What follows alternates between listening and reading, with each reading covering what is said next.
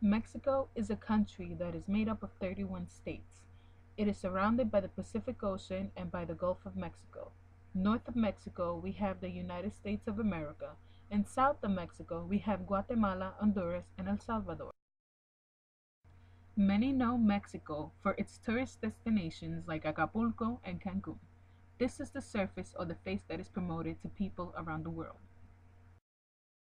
The side of Mexico that most people inside and outside the country have chosen to ignore or even belittle is the violence that is occurring in Juarez.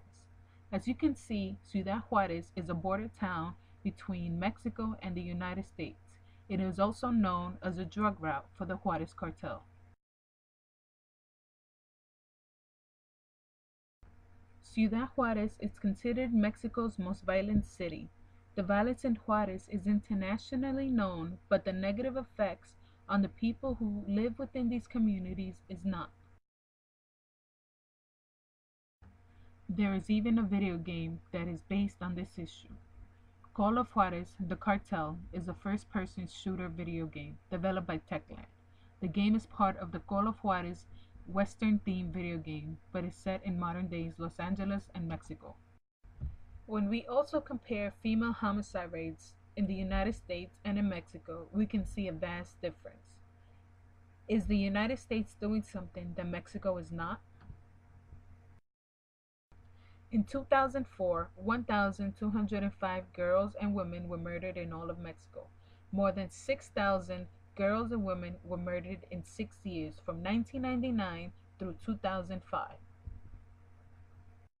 There are other cases in other states of Mexico that involve the disappearance and murder of many women.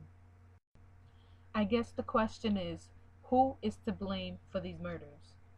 The women who are victims?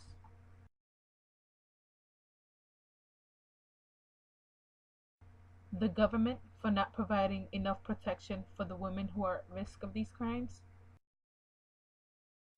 How about the drug war, who has enforced an epistemology of violence within these communities?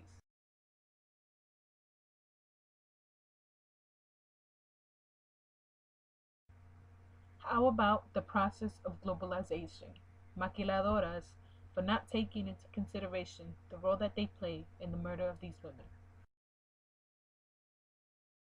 What I know are the facts that these women are dying and no one is doing anything about it. When will enough be enough?